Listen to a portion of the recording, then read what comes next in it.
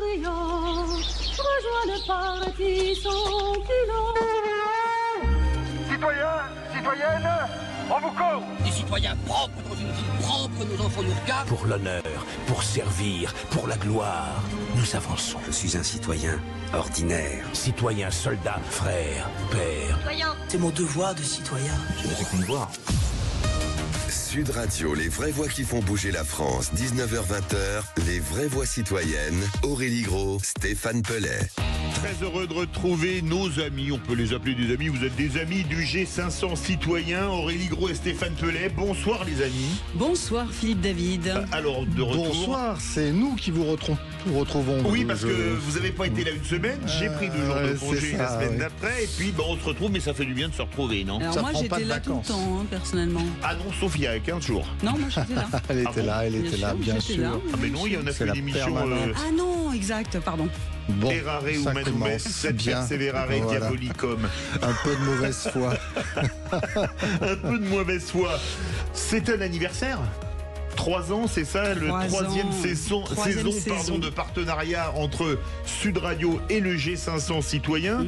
Alors je crois que vous allez nous, avant qu'on fasse le sommaire de l'émission, on fait le sommaire d'abord ou on parle de Si ce vous qui va voulez, venir? allez-y. Faites le sommaire comme et chez après, vous. Le sommaire. On parle du G500. Il y a 36 ans, 100 000 infirmières en grève défiaient le gouvernement Mitterrand le 13 novembre 88 à l'appel de la Coordination nationale des infirmières. Et malgré les assignations, 100 000 infirmières étaient en grève et dans la rue en France pour défier le gouvernement. À l'heure où l'offensive austéritaire compte s'abattre sur la santé, il y a urgence à irriguer nos luttes de nos expériences depuis le 4 novembre et jusqu'au 21 décembre. En cause, le PLFSS, le projet de loi de financement de la Sécu, voté cette semaine qui prévoit une hausse du budget alloué à l'hôpital de 3,1%, jugé bien trop insuffisant. Au travail, mais un brassard au bras, les infirmiers sont actuellement en grève. Audrey Baskovec, de l'association Soins aux professionnels de santé, autrice du livre De soignante, je suis un jour devenue patiente aux éditions de l'Observatoire, sera avec nous. En France, on dénombre environ 11,8 millions de pratiquants ou consommateurs d'e-sport, comme on dit, de sport électronique, en 2023, ce qui représente 23% des internautes de plus de 15 ans à l'échelle nationale. Il y a aujourd'hui 1610 associations sportives en France. L'e-sport crée des changements de comportement positifs chez les jeunes joueurs qui se traduiront par une modification du comportement dans d'autres aspects de leur vie. Alors l'essentiel est de toujours savoir pour prévoir à Sainte de pouvoir, comme disait Auguste Comte. Sylvain Régnier, directeur général délégué d'Holiday Geek Cup, sera avec nous ce soir. Et donc le menu des réjouissances, on va dire, pour le nouveau G500, Aurélie Gros et Stéphane Pellet. Eh ben, le menu des réjouissances est nombreux, mais d'abord j'aimerais vraiment remercier cette 3e année de partenariat avec Sud Radio. Vous me permettrez de le faire auprès de vos auditeurs, et tout particulièrement Patrick Roger, le directeur général, parce que c'est une aventure que l'on vit ensemble. Il y a un trophée de l'initiative citoyenne qui est lancé chaque année par Sud Radio, et je pense qu'il faut le dire, mettre en avant toutes ces associations qui font battre le cœur de la France. Et ben c'est important, et il y a une radio qui le fait, donc je suis très fière en tout cas de ce partenariat. Et pour le menu, il paraît qu'il y a toujours un chef, donc on va dire que c'est Stéphane Pellet ce soir, ça lui fera plaisir. 2 étoiles, 3 Pourtant, étoiles, il n'est pas toqué. Hein. Non, mais on peut parler de ce qui s'est passé. Mais d'abord, teasing demain matin, au micro d'ailleurs de Patrick Roger, de toute l'équipe du matin, qui marche très fort, je crois, sur Sud Radio. Vous retrouverez Aurélie Gros d'ailleurs pour vous présenter le programme. Non, ce qu'il faut savoir, c'est que toute l'année, maintenant, il y a des étapes régionales qui nous conduisent à ce fameux sommet citoyen. Alors, le sommet citoyen, c'est 3 jours de réjouissance, 12, Absolument. 13, 14 juin. À Lille. On traite de tous les grands sujets, ça va de l'agriculture à l'écologie, en passant par l'éducation, la culture, la santé, la justice, le handicap, etc., etc. On y adopte des résolutions, et vous savez que c'est ces fameuses résolutions qui font bras de levier, rapport de force, et qui permettent d'être adoptées et probablement ensuite développées par des gouvernements, par des groupes parlementaires, etc. Et elles sont précédées, donc, comme Aurélie l'a dit, d'une série de rencontres régionales. Donc, à vos agendas, on va dire, si vous voulez, on vous développe ça. Et ouais, moi, j'ai l'obligation de développer maintenant. Donc, développez. effectivement, nous avons eu, on l'a dit plusieurs fois à la radio, le 9 novembre dernier, à Lille, Grand Seine, nous avons eu une rencontre sur la santé où une centaine de professionnels de santé, de syndicats, d'associations, d'utilisateurs, du moins de patients, ont débattu et ont coécrit une loi de programmation de santé avec même des propositions budgétaires pour pouvoir aider ce système de santé à se rétablir. Ouais, c'est la santé qui est malade. Et donc, il y a eu 6h15 de débat. 6h15, toutes ces personnes ont essayé de passer article par article. Après, il y aura des phases de travail pendant tout ce temps-là. Ensuite, le 25 janvier, nous aurons un grand débat sur la justice avec le populisme judiciaire notamment. Grand débat actuellement également. Oui. Donc, à il Nice, se passera à au Nice. Théâtre National. Exactement. C'est pas le même point que Lille, ça c'est le moins qu'on puisse dire. Le 11 février, une étape régionale qui se déroulera à Paris sur le handicap. Et Stéphane, tu veux toujours compléter ? Handicap et inclusion, donc c'est les 20 ans de la loi, la fameuse loi de 2005, vous savez qu'on a attribué donc à Jacques Chirac cette loi qui crée des droits. Et nous, on va se demander vraiment si on a réussi ou pas 20 ans après à créer ces fameux droits. Donc ça se passera à l'Institut national des jeunes aveugles à Paris. On enchaînera avec la culture à Toulon, avec la jeunesse à Marseille. Le 29 mars, la culture. Non, mais il faut tout détailler, mon cher Stéphane, parce que la culture, on le laisse souvent de côté. Donc la culture, le 29 mars, à Toulon, avec un de nos ambassadeurs, Charles Berling, qui organise ce beau débat sur la culture. Le 26 avril, parce qu'on n'en parle jamais assez, la jeunesse, l'espoir de notre pays, ceux qui construiront les futures réformes, ceux qui nous remplaceront, mon cher Philippe, à Marseille, parce qu'on aime bien Marseille. Et le 2 et 3 mai, notamment avec les jeunes agriculteurs, les enjeux écologiques et du changement climatique, l'agriculture, le cycle de l'eau, voilà, dans des villages. Et terminons par un scoop. Et ce sera où, les enjeux écologiques et du changement climatique ? Dans la Drôme et l'Isère, dans un parc naturel régional, celui des Baronnies. Voilà. Magnifique. Un endroit magnifique où on discutera avec les agriculteurs, notamment de cette ressource rare qu'est l'eau. Et d'ailleurs, il faut savoir que le Forum mondial de l'eau, dont le secrétaire général est Abdoulaye Séné, sera représenté. Donc on aura de grands représentants, aussi bien des gens qui gèrent l'eau dans les communes que les agriculteurs, que les responsables donc, de parcs naturels régionaux. Moi j'ai un scoop pour vous, Philippe. Vous savez qui sont les grands partenaires presse et médias de ce 3e sommet citoyen ? Vous allez tout nous dire. La Voix du Nord et le groupe La Voix du Nord avec Wéo et 20 minutes et une certaine radio, je crois que c'est Sud Radio. Oui. Et la preuve qu'en allant à Lille, Sud Radio ne perd pas le Nord. Ah, bravo. On va vous y attendre, celle-là, elle est venue. On nous l'a déjà faite là-bas. Vous la faites là-bas, c'est fabuleux. Voilà. C'est parfait, puis la Voix du Nord, c'est incontournable chez les ch'tis. Donc tout ça, c'est les annonces qu'on avait réservées à notre partenaire préféré Sud Radio, puisque donc nous fêtons ces 3 ans de partenariat. Et par ailleurs, je rappelle qu'il faut que toutes les associations s'inscrivent pour le futur trophée citoyen Sud Radio G500. C'est important de le dire, toutes ces associations qu'on reçoit, mais d'autres qui aimeraient être reçues, parce que le principe, c'est de donner la voix à ceux qui font en France. Eh bien écoutez, c'est parfait. Et on va suivre ça de près et j'ai envie de chanter, pas vous ? Joyeux anniversaire, joyeux anniversaire, joyeux anniversaire, Sud Radio et Sud Radio. Bon écoutez, je pense qu'il va falloir, message à Patrick Roger, monter la chorale de Sud Radio et du G500. Je pense qu'il y a de quoi faire, non ? Oui, après, on peut avoir une voix importante, mais qui chante pas juste. Oui, mais vous êtes, savez, un ténor du G500, c'est le moins qu'on puisse dire. Ouais. Allez, dans quelques instants, un sujet beaucoup moins léger.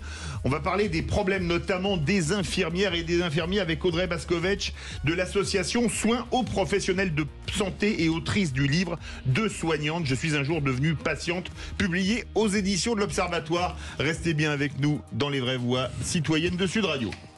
Sud Radio. Sud Radio, parlons vrai. Parlons vrai. Sud Radio. Sud Radio, les vraies voix qui font bouger la France. 19h-20h, les vraies voix citoyennes. Aurélie Gros, Stéphane Pellet. On retrouve ce G500 citoyen et on va parler tout de suite des problématiques de santé. D'ailleurs, on en a parlé au G500 citoyen il y a quelques jours à Lille.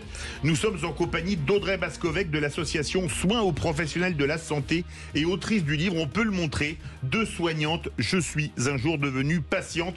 publié aux éditions de l'Observatoire, Stéphane Pellet. Mais on va parler bien plus que ça, puisque vous le savez, 70% des personnels de santé, en fait, dans tout notre système, ce sont des femmes. Donc nous remettons notre destin, notre santé, notre bonheur, notre avenir dans vos mains, mesdames. Et on est particulièrement heureux donc de recevoir une infirmière, donc depuis plus de 20 ans, elle va nous le raconter, qui est passionnée par son métier, Audrey Baskovec, donc ou Baskovec, comme dirait notre ami Philippe, qui raconte avec un franc-parler et une énergie sans faille la réalité d'une profession très souvent méconnue finalement dans sa réalité quotidienne, d'autant qu'il y a les infirmières à l'hôpital et dans tous les établissements, puis il y a aussi les infirmières libérales, vous en direz un petit mot quand même, Audrey. Ce sont aussi vos cousines, vos amies. Surtout, mais vous ce soir, vous venez parce que vous sortez de soignante. Je suis un jour devenue patiente. Patiente, Aurélie Gros l'est aussi, aux éditions de l'Observatoire, puisqu'elle tient la couverture en main. Le livre même. Hein. Oui. Et Audrey, donc Baskovec, nous sommes heureux que vous soyez là ce soir parce que vous êtes extrêmement engagée par ailleurs. On a eu l'occasion, il faut bien le dire, de vous croiser dans d'autres fonctions. Vous en parlerez d'un certain collectif aussi dans lequel vous avez longtemps été. Comment vous est venue cette idée de dire, en plus de tout ce que vous faites, en plus de tout ce que vous avez vécu à titre personnel, vous allez nous le dire, pourquoi vous sortez un livre ? Alors bonsoir à tous les trois d'abord. Bonsoir. Merci pour l'invitation. Alors pourquoi j'ai écrit un livre ? Alors c'est un rêve de petite fille, je crois. J'ai toujours aimé lire, beaucoup écrit. Et j'ai été malade, comme le livre le raconte, à plusieurs reprises ces dernières années. Et j'ai vu des failles du système de santé encore plus que quand j'étais infirmière. Quand on passe du côté patiente, on le voit. Et je me suis toujours dit, il faudra que je raconte un jour tout ça. Bon, j'écrirai mes mémoires quand je serai à la retraite. Et puis de fil en aiguille et de rencontre en rencontre, de par mon engagement associatif, j'ai pu avoir un réseau qui s'élargit. Et j'ai eu l'opportunité de rencontrer un chroniqueur télé qui m'a dit je cherche une soignante pour écrire un livre parce que, surtout pendant le Covid, j'ai été choquée de voir qu'on parlait toujours des infirmières mais qu'il n'y avait pas d'infirmières en plateau. Et comme des agriculteurs, on parle toujours de la détresse des agriculteurs, mais il n'y a jamais d'agriculteurs invités en plateau. Et du coup, là, je veux redonner la vraie voix aux gens de terrain. Justement, en matière éditoriale, hein, Philippe, c'est un témoignage, c'est un document, oui. C'est quelque chose d'assez choc parce qu'on va passer alternativement du milieu professionnel à la vraie vie, la vôtre, puisque vous avez souffert dans votre chair et que vous avez été à l'hôpital un bon moment. Mais quelle est la première chose que vous diriez de ce fameux système de santé ? Parce que je trouve que vous êtes finalement devenue plus exigeante encore que le patient ordinaire. Système de santé qui était le meilleur du monde il y a encore 20 ou 30 ans, théoriquement. Hein. C'est ça. Et là, je crois qu'on est plus de la 30e place actuellement. Oui. Et ben, c'est pour ça que je me bats, parce que je veux qu'on retrouve ces lettres de noblesse et je veux que ma fille, en l'occurrence, et puis tous mes proches puissent avoir accès aux mêmes soins que j'ai pu avoir, même s'ils sont déjà bien dégradés. J'ai envie que la santé en France se porte bien pour que tout le monde ait un accès juste et équitable. Alors moi, ce qui m'intéresserait, parce que ce qui est intéressant, c'est qu'effectivement, vous avez votre regard, vous êtes toujours battue en tant qu'infirmière, vous avez été dans de nombreuses associations, vous avez essayé de changer les choses de l'intérieur en étant professionnelle, et puis vous êtes passée patiente, et là, vous avez vu encore d'autres choses. Et quelles sont les choses que vous avez vues en tant qu'infirmière, et quelles sont les choses que vous avez rajoutées en tant que patiente ? Parce que bon, il y a toujours des rajouts en tant que patiente, et en tant que professionnelle, ça doit être très percutant en fin de compte, et très perturbant même. Alors très clairement, j'ai commencé mon engagement associatif, j'ai déjà été malade. Parce que je voyais beaucoup de choses qui n'allaient pas. Comme Philippe le disait au départ, ça fait 30 ans que les infirmières sont en grève avec un brassard, parce que quand on est en grève, on travaille quand même, hein, ça se voit pas. On appelle la grève nippone. Voilà. Au Japon, on fait la grève avec un brassard. Ça se voit pas, mais on dit qu'on est en grève. Déjà, quand j'ai commencé à travailler en 2001, aux urgences, on était déjà en grève et on demandait des moyens supplémentaires pour travailler correctement et bien prendre en charge les patients. Et on râle beaucoup, on va dire, à l'hôpital, et c'est vrai qu'à un moment, il faut être acteur et décider de faire quelque chose, on ne peut pas que râler. Et j'ai eu du temps quand j'étais malade. Bon, je peux le dire, je crois que je suis un peu hyperactive et je m'ennuie un petit peu à la maison et du coup, je me suis investie dans des associations. Alors, Audrey, parce que vous avez été infirmière urgentiste en gériatrie et également en soins intensifs. Les problèmes sont les mêmes dans tous les services ou les problèmes sont plus graves dans certains services que dans d'autres ? Alors les problèmes sont les mêmes dans tous les services, manque de personnel, manque de moyens, essentiellement à l'hôpital public, je vous parle, c'est l'essentiel de ma carrière. Par contre, je trouve que c'est encore plus criant en gériatrie, parce que c'est un peu le parent pauvre. Alors j'ai pas travaillé en psychiatrie, on dit souvent que c'est le parent pauvre de la profession, mais en gériatrie, quand on est une infirmière pour 60 résidents, si tout se passe bien, et j'ai travaillé de nuit essentiellement, et qu'ils dorment, ça va. S'il y a un problème, c'est un peu la galère. Si je peux me permettre, je trouve que les services qui sont normés, où il y a des ratios, et ça se passe beaucoup mieux. Le seul service où il m'a été donné de travailler et où j'ai pu travailler correctement et que je rentrais le soir à la maison fière de ce que j'avais pu faire, c'était aux soins intensifs de neurologie, où on était une infirmière et une aide-soignante pour 4 malades. C'est normé, c'est comme ça. Vous ne pouvez pas en avoir plus. Alors malgré que les journées soient dures et qu'il y ait des urgences à gérer, on avait le temps de faire notre travail correctement, de discuter avec les patients, de bien les prendre en charge comme on aimerait le faire tout le temps. Ce qui n'est pas le cas dans les services pas normés, et c'est pour ça que je me suis également battue pour avoir des ratios dans tous les services de soins. Justement, c'est une des mesures, les ratios, mais il y en a beaucoup d'autres qui sont portés par de nombreux collègues, par aussi, il faut le citer, le collectif Santé en danger dans lequel vous avez beaucoup agi, et désormais dans une autre association dans laquelle vous militez aux côtés de vos activités. Les fameux soignants sont en grève depuis le 4 novembre, et pour l'instant jusqu'au 21 décembre. Qu'est-ce que vous leur dites ? C'est quoi votre message ce soir par rapport à ces fameux moyens qu'il leur manque ? Message aux soignants ? Oui, vous qui les soutenez. C'est déjà d'être fiers de ce qu'ils sont, parce que tous les soignants aiment leur travail, mais vont actuellement avec la boule au ventre à l'hôpital. Donc j'aimerais bien qu'on puisse redonner les moyens de travailler bien pour qu'ils soient fiers d'être là. De pas juste râler dans leur coin et de se battre, de s'engager. Par exemple, aux côtés d'Idéal Citoyen, pour faire bouger les lignes et être force de proposition. Parce que juste râler dans son coin, ça ne sert pas à grand-chose. Mais vous avez parlé notamment du problème des infirmières à l'hôpital. Est-ce que la problématique est la même dans les cliniques privées ou dans celles, par exemple, qui sont en libéral ? Dans les cliniques privées, oui, tout à fait. J'ai eu l'occasion d'y travailler pendant 2 ans. J'ai pris une disponibilité du service public et j'ai été faire des remplacements libérales et travailler un petit peu en intérim dans les hôpitaux de ma région, dans le Grand Est. Et j'ai vu que c'était exactement les mêmes problèmes de moyens, d'attractivité des personnels, pour pouvoir les fidéliser et les garder. Et en libéral, c'était mieux il y a 15 ans, on va dire. C'était pas trop mal quand j'y ai travaillé. Oui. Actuellement, j'ai beaucoup de collègues qui sont en libéral et certaines parlent même d'abandonner. Je crois qu'il y a une récente enquête, vous en avez parlé il y a 15 jours, qui disait que 58% des cabinets à 5 ans mettraient la clé sous la porte. Ah oui.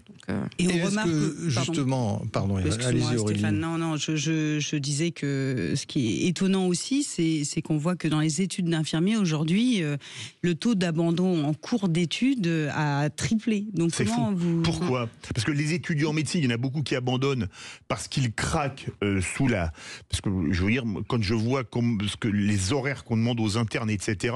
Mais on se dit limite, c'est le stage des commandos marines, quoi. Mais ça dure que 9 semaines et pas des années. C'est complètement dingue. Il y a le même phénomène d'abandon chez les étudiants et étudiantes en école d'infirmière. Oui, c'est catastrophique. C'est catastrophique. Ils n'arrêtent pas d'augmenter les quotas d'entrée dans les IFSI, mais il y en a toujours moins qui sortent. Institut de formation. C'est quoi ? C'est la pression psychologique ? C'est quoi qu'on leur met où le niveau d'études est trop élevé ? Qu'est-ce qui se passe ? Non, pour moi, il y a plusieurs facteurs. Il y a déjà le facteur de la réforme Parcoursup qui a changé les modalités d'entrée dans ces écoles.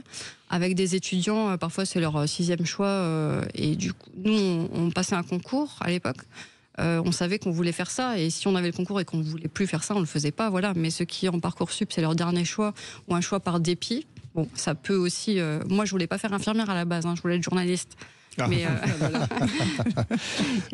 j'ai fait un peu par dépit. Vous faites les deux pratiquement, puisque votre livre se lit aussi comme un témoignage journalistique, donc c'est excellent, vous avez réussi à rejoindre les deux bouts. On en reparle peut-être tout de suite après. On en reparle tout de suite, absolument. Il y a beaucoup de choses à dire encore. On se retrouve tout de suite dans Les Vraies Voix Citoyennes sur Sud Radio avec Audrey Bascovec de l'association Soins aux professionnels de la santé. Sud Radio. Parlons vrai. Parlons vrai. Sud Radio. Parlons vrai. Sud Radio, les vraies voix qui font bouger la France, 19h-20h, les vraies voix citoyennes, Aurélie Gros, Stéphane Pellet.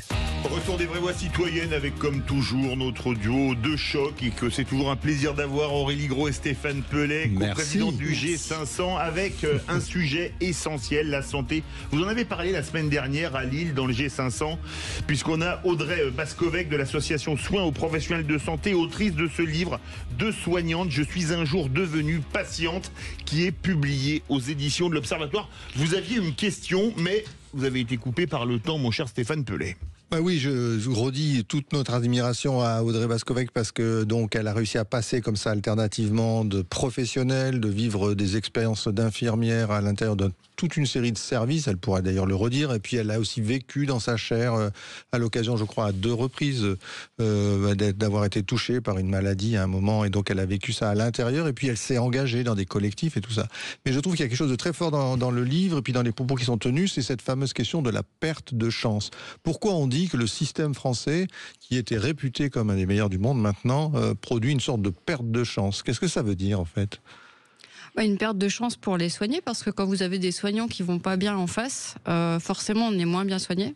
Il faut savoir, l'association Soins aux professionnels de la santé, SPS en abrégé, avait fait une étude et où 2 soignants se suicident tous les 3 jours. Donc un interne tous les 18 jours, c'est l'ISNI, l'intersyndicale des internes, qui avait fait cette étude. C'est quand même très problématique. C'est fou. Voilà. Et donc quand un soignant est en burn-out ou en dépression, forcément il va moins bien s'occuper des autres et moins bien les soigner. Ça c'est une des raisons. Après les ratios élevés, comme on a parlé avant, une infirmière pour 60 résidents, forcément on ne peut pas soigner tout le monde pareil. C'est clair. Donc il faut faire des choix. Il y a beaucoup de services déjà qui font des choix. Quand on attend 48 heures sur un brancard aux urgences, on perd des chances. Et donc c'est ça, cette fameuse perte de chance. Mais justement, est-ce que c'est pas quelque chose qu'on apprend dans sa formation? Parce que je crois que vous êtes assez critique aussi sur la formation, en tous les cas, que vous pensez qu'on peut faire beaucoup mieux. Ah oui, on peut faire beaucoup mieux. Alors non, on n'apprend pas qu'il y aura des pertes de chance quand on est formé, heureusement, parce que je pense qu'on abandonnerait encore plus. Mais pour revenir sur le sujet de la formation et des étudiants en soins infirmiers, on parlait de Parcoursup et de cette très mauvaise façon d'intégrer les gens. Et pour moi, il y a aussi une autre raison qui font que les étudiants partent. C'est vu le peu de nombre de soignants dans les services et la façon dont ils sont débordés et au bout du rouleau, ils encadrent très certainement beaucoup moins bien les étudiants. Et on l'a vu notamment pendant la crise Covid. Les étudiants ont eu des années sacrifiées. Et ils ont surtout servi de main-d'œuvre à ces moments-là. C'est fou. Il y a une chose justement dont vous avez parlé, vous avez exercé dans l'hôpital public, en clinique privée, en libéral. Moi je me rappelle, vous êtes de la région Grand Est, vous l'avez rappelé. Moi je me rappelle dans le sud-ouest, chez moi à l'époque, on avait fait venir des infirmières espagnoles qui avaient fait le taf comme on dit, mais bizarrement elles sont toutes ou presque reparties. C'est parce que les conditions de travail sont si dures que ça en France quand on est infirmier ou infirmière qu'elles ont préféré repartir outre-Pyrénées. Alors ça, je peux pas vous répondre, je ne sais pas si c'est mieux en Espagne. Je sais pas, je sais. Mais si elles repartent, c'est qu'il y a quand même des bonnes raisons, probablement, non? Ou on les a pas intégrées correctement, oui, ou c'était mieux chez elles, ou elles ont trouvé la même chose chez elles, je sais pas. C'est une question de salaire aussi. Parce que la revalorisation du salaire est quand même une demande de tous les professionnels de santé. Salaire et puis les tarifs, surtout pour les libéraux, bien sûr, qui n'ont pas été revalorisés depuis 2009, rappelons-le. Voilà. Depuis 2009, pas de revalorisation. Et ainsi, les kilomètres, mais alors c'était ridicule, c'était en centimes, on se moquait vraiment du monde. C'est catastrophique parce que les médecins, par exemple, alors je critique pas, pour moi ils devraient gagner plus aussi, mais qui ont un forfait de déplacement kilométrique, je crois, à 10 €, la visite à domicile. Les médecins libéraux et les infirmières, ça tourne autour de 2 €. Alors l'essence, c'est la même pour tout le monde. Mais ils ont des plus grosses voitures, c'est pour ça. C'était du second degré, excusez-moi. Mais l'essence, c'est la même pour tout le monde, et c'est vrai que c'est assez ridicule. Audrey, derrière tout ça, donc tous ces exemples que vous donnez, c'est quoi votre message de vie en général et d'engagement même peut-être citoyen dans ce livre dont je rappelle vraiment qu'il faut le lire parce que c'est un document, un témoignage. Donc, qu'est-ce que vous dites finalement à tout le monde, à tout ce monde des soignants? Au monde des soignants, je dis qu'il faut continuer à dire les choses et se battre et s'investir pour que les choses changent et ne pas lâcher. Pour ceux qui ont encore la force, pour ceux qui n'ont plus la force, se faire aider, surtout avant d'arriver à des choses catastrophiques, ou même faire une pause si besoin. Et il y a des associations comme l'association SPS qui peuvent vous aider à prévenir pour pas que ça arrive aussi, qu'on n'en arrive pas au bout. Et J'ai surtout envie de faire un appel aux pas soignants, aux usagers, à vous, à tout le monde. Si vous voulez encore des soins de qualité, il va falloir choisir les bonnes politiques.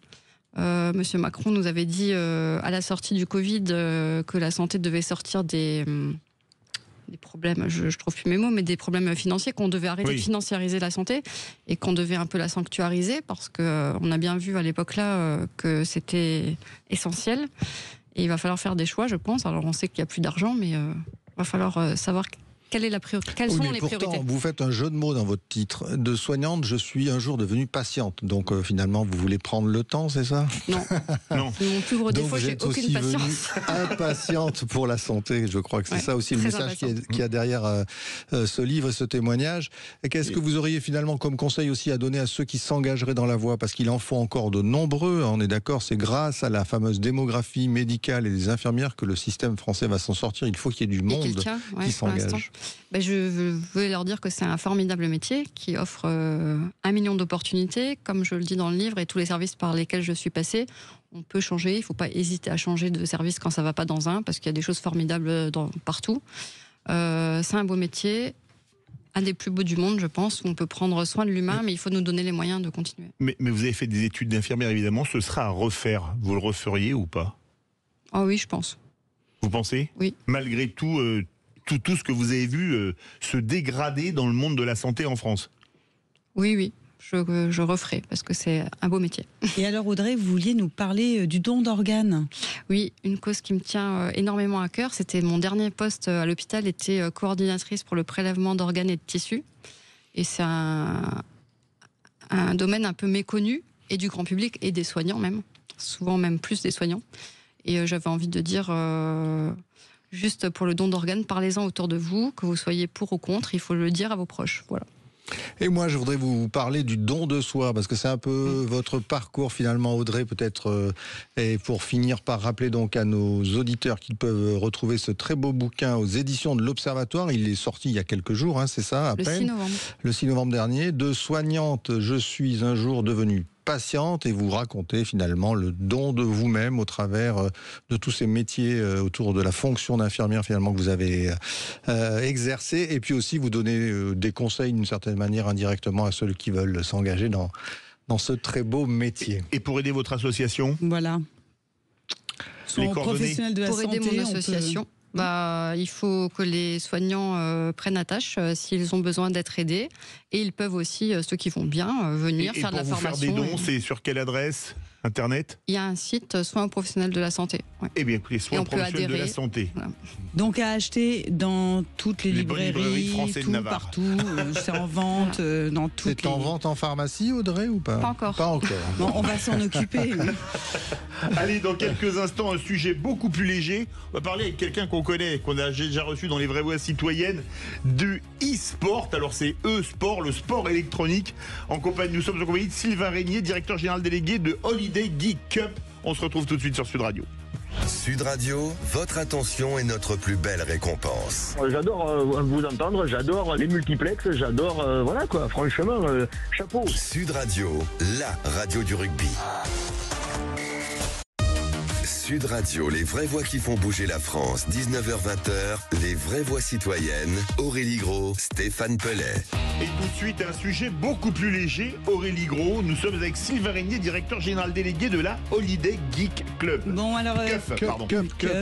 On parle de Cup, et c'est pas des gâteaux. Il y a une coupe à gagner. Donc, est-ce que vous savez, Philippe David, qu'aujourd'hui, c'est la journée mondiale du jeu vidéo?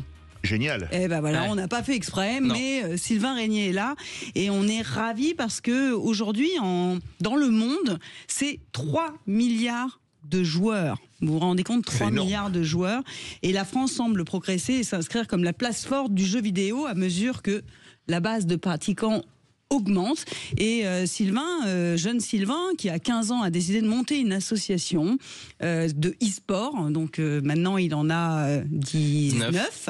Donc c'était quand même... on n'était pas encore à ce niveau-là de communication de l'e-sport quand il a décidé de monter cette association. On l'a dit tout à l'heure, il y a 1610 associations en France d'e-sport. Ça a peut-être été un des premiers. Et là, ce soir, et donc Sylvain nous rappelait, même si on t'a déjà reçu, Comment t'es venu cette idée? Pourquoi? Parce que t'es jeune, t'es engagé, et aujourd'hui, t'es ton patron, tu embauches des gens, des alternants, et ça y est, tu lances des choses, tu fais de... Ouais, c'est vrai, il y a des nouveautés. Donc, pour expliquer un petit peu, donc l'asso, donc je l'ai créé quand j'avais 14 ans, donc fin 14 ans, donc ouais, début 15 ans. 14 hors taxe, quoi, 15 ans TTC. C'est ça.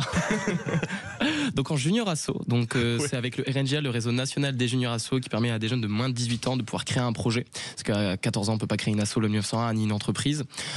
Et mon but, c'était voilà, de faire de créer des événements de jeux vidéo, rassembler les jeunes, dire que le jeu vidéo, c'est pas juste voilà des jeunes boutonneux qui jouent derrière leur écran, et que c'est des jeunes qui sortent, qui sont beaucoup plus sociales que la moyenne. Il y a même des études qui viennent de sortir il y a très longtemps pour dire que les joueurs de jeux vidéo vont plus souvent au musée, plus souvent au cinéma. Voilà, ils pratiquent plus d'activités culturelles. Et même là, comment rappeler les chiffres? Alors moi, j'ai les tout derniers chiffres 2024, mais pour vous dire, en France, on a 38,3 millions de joueurs qui jouent au moins une fois par an. En France, c'est-à-dire plus de 75%. Parmi les joueurs, 75% jouent au moins une fois par semaine. Donc c'est quand même énorme. Et donc aujourd'hui, en fait, le problème avec le jeu vidéo et l'e-sport, et c'est pour ça que j'avais créé à l'époque, c'est qu'aujourd'hui l'e-sport n'est pas structuré, on n'est pas raffilié à une fédération. Ça en train de changer peut-être, mais en tout cas nous, notre but, c'était voilà, pour les joueurs amateurs, les joueurs qui jouent chez eux, qui ne sortent pas trop, voilà, de créer des événements de jeux vidéo pour que les jeunes puissent sortir, se rencontrer et partager des moments ensemble sur une passion. Et est-ce que vous pensez que c'est une manière aussi de parler différemment à des joueurs, c'est-à-dire, et surtout à la jeunesse, parce qu'aujourd'hui on parle beaucoup de la jeunesse, comment communiquer à la jeunesse? Est-ce que c'est aussi votre but d'aller vers et de leur apprendre aussi à jouer? Parce qu'il y a cette question-là, ça fait beaucoup peur aux parents, tous ces jeunes qui restent... Bah c'est ça, dans l'idée... Avec les risques d'addiction en plus. Bah c'est ça, il y a beaucoup de risques d'addiction, etc. Nous, alors au tout début de l'asso, on était vraiment dans le divertissement. Aujourd'hui, on se structure beaucoup plus. Par exemple, on travaille avec la DRAN, la délégation régionale du numérique éducatif, donc l'Académie de Lille, pour mettre un projet en place qui est déjà actuellement sur l'Académie de Versailles, qui s'appelle Edukisport, qui a été financé en 2023 par France 2030 à hauteur de 2 millions d'euros pour développer des cours d'e-sport à l'école. Et nous, dans le cadre des cités éducatives, on essaye de faire à peu près la même chose, donc sur Lens. Et donc là, on a eu rendez-vous la semaine dernière avec un collège qui est prêt à expérimenter ça aussi au mois de janvier. Donc pouvoir faire des cours d'e-sport. Donc voilà, donc je mets des grosses guillemets autour parce que c'est pas on joue, on s'amuse, c'est cool. Le but, c'est aussi d'éduquer les jeunes à une bonne pratique du jeu vidéo et surtout les risques qu'ils pourront rencontrer à force de jouer trop ou de jouer d'une manière pas responsable, on va dire. Sur le sommeil, sur l'alimentation, sur l'école et sur leur vie sociale aussi. Mais voilà, on essaye de les éduquer là-dessus et de donc jouer avec eux. C'est les éduquer avec des coachs et des intervenants du monde du jeu vidéo. Alors il y a une chose importante, vous avez créé, outre votre association, le plus grand tournoi de la région Hauts-de-France. C'est ça, on a regardé un petit peu, on a fait un stade, donc en 2023, le stade Léo Lagrange à Lens, donc vous avez le stade Bollard qui est connu avec le RC Lens, évidemment. Bah, juste en dessous, chante au nord, c'était les corons. C'est ça. On chantera, tiens, dans la chorale des vraies voix citoyennes. Aurélie, on le mettra dans le répertoire, n'est-ce pas? Tout à fait, on va le mettre dans l'album pour Sylvain Régnier. C'est gentil. Et du coup, la première édition, donc 800 personnes, donc c'est gratuit. Il faut toujours savoir que tous nos événements de jeux vidéo sont gratuits. Donc 800 personnes et 1500 € à gagner lors de ce tournoi-là. Plus de 128 joueurs qui étaient attendus. On l'a fait pendant 2 années consécutives. Il faut savoir qu'un événement comme ça, c'est 22 000 € de budget pour une journée. C'est énorme. On arrive à inviter des influenceurs. On a un carnet d'adresses qui est énorme pour pouvoir organiser ce genre d'événement. Ça coûte beaucoup d'argent. En région de France, en événement e-sport, il y a beaucoup de choses, mais très localisées. C'est-à-dire voilà, la première édition, c'était très localisé, c'était des jeunes qui venaient des quartiers de Lens. On a réussi aussi à faire un partenariat avec Tadao, donc c'est le réseau de transport autour pour permettre aux jeunes de venir gratuitement à l'événement. Donc les bus étaient gratuits pour venir à l'événement. Et là, on travaille aussi, on aimerait bien, avec aussi la SNCF Hauts-de-France, on va un petit peu discuter pour faire aussi la semaine du jeu vidéo en transport. C'est vrai, de jouer autrement, de jouer différemment et voilà, d'occuper les passagers dans les Donc, Sylvain Régnier, on ne s'est pas trompé, nous, en choisissant pour le sommet citoyen la région Hauts-de-France et la belle ville de Lille, parce que finalement, il se passe énormément de choses dans cette région. Mais il y a une rivalité entre Lille et Lens au foot, faites attention. Ah oui, mais je ne vous parle pas du tournoi qu'il est en train d'organiser pour le G500 et le sommet citoyen le 12, 13, 14. Là, je vais participer. Mais alors, moi, j'ai une question. Comment on alterne le fait d'habiter dans une région avec vraiment ses traditions, avec c'est une région très très forte, ça, avec en effet ces clubs de foot locaux, et puis les jeux que vous proposez, mais pas vous, d'une manière générale dans ce sport-là, c'est quand même des choses qui sont mondiales. C'est Mario Kart, Call of Duty, Fortnite, etc. Moi, je les connais pas, mais je vous cite les noms. Hein. Des fois que mes enfants écoutent l'émission, qui commencent pas à s'inquiéter. Comment on fait pour passer de l'un à l'autre? Comment on intéresse quelqu'un localement avec des choses aussi mondialisées? En fait, dans l'idée, c'est qu'aujourd'hui, par exemple, donc on est en partenariat aussi avec France eSport, qui est aujourd'hui, on va dire, une des fédérations françaises qui accompagne les associations, les entreprises, les éditeurs et les joueurs dans le monde de l'e-sport et du jeu vidéo. Et par exemple, quand on fait un événement, et que par exemple on met du GTA ou du Call of Duty, un jeune de 12 ans ne jouera pas. GTA, c'est de la course automobile, pour ceux qui ne connaissent pas, et Call of Duty, c'est vraiment un jeu de guerre où on choisit son fusil d'assaut, etc. Là, c'est... Voilà, et donc on évite de faire jouer des jeunes à des jeux... pas recommandé par alors c'est une organisation européenne qui décide du PEGI en fonction du jeu. Et donc le but en fait quand on parle avec des collectivités, c'est de se dire aujourd'hui vous faites des événements, etc. L'idée c'est de rassembler la jeunesse, d'attirer la jeunesse. Par exemple à Montpellier il y a la gaming house de l'insertion avec la mission locale pour entre guillemets, donc je dis attirer, mais c'est surtout faire sortir les jeunes de chez eux qui sont déscolarisés pour les faire venir dans un lieu, discuter avec eux et de rapprocher les jeunes, comme Edukisport qui aujourd'hui une de leurs missions c'est des jeunes qui vont plus à l'école. Ils viennent au cours d'e-sport 3 heures par semaine. Petit à petit on leur dit faudrait aller en cours, faudrait reprendre un rythme, et au fur et à mesure ils retournent en cours et on voit que le jeu vidéo c'est un moyen. Et c'est un moyen de répondre à plein d'objectifs qui sont aujourd'hui vraiment intéressants. C'est des objectifs du 21e siècle qui sont importantes. Le temps des écrans, on l'a vu avec le film, le documentaire d'Inoxtag. Je trouve que c'est un super documentaire à montrer aux jeunes à l'école. Je pense vraiment que c'est un documentaire à montrer à l'école et de faire prendre conscience aux jeunes qu'il faut vivre des expériences, il faut sortir et que c'est pas en jouant 7 heures d'affilée sur la console qu'on va réussir dans sa vie, que ça soit dans le jeu vidéo. Il y a des joueurs pros, évidemment, ils ont joué beaucoup. Aujourd'hui, vous pouvez appeler n'importe qui. Je prends par exemple Ilian Boshi qui est un ami qui est au LOSC e-sport, qui aujourd'hui ne joue pas 7 heures d'affilée par jour. Oui. Et il a un coach, il pratique un sport à côté, il a une alimentation équilibrée, il a du temps de sommeil équilibré, et que les jeunes, s'ils veulent avoir une chance dans le monde de l'e-sport et être joueur pro, déjà une carrière c'est 5 à 7 ans, c'est pas toute une vie. Oui. Et donc il faut passer à l'après aussi. C'est ça aussi qu'on essaye de leur dire sur nos événements. On parle souvent qu'il y a 3 types de joueurs, donc les joueurs grand public, les e-sportifs loisirs et les e-sportifs amateurs. Et vous avez organisé, parce qu'il a parlé du 2e plus gros tournoi e-sport en Hauts-de-France, mais vous avez organisé le 2e plus gros tournoi Mario Kart France. Moi je connais, j'ai déjà joué, Mario Kart, qui est le jeu préféré des joueurs grand public. Donc vous, c'est le grand public que vous cherchez à toucher. Aujourd'hui, les joueurs pro ont déjà leur compétition avec Fortnite officielle, par exemple, la FNCS. Tous les jeux ont un peu leur ligue où les joueurs pros sont dessus. Nous, l'idée aussi, de l'asso, c'était aussi de permettre à des jeunes dans les quartiers ou des jeunes qui n'ont pas possibilité d'avoir accès aux jeux vidéo. Par exemple, il y a des familles, il y a une console pour 3 enfants, ils peuvent pas jouer autant qu'ils veulent, ils peuvent pas non plus. Avec les petits frères, etc. On peut pas jouer aux jeux recommandés. Si on a un ado de 18 ans et que on a un petit frère de 12 ans, c'est compliqué de jouer à Call of Duty devant lui.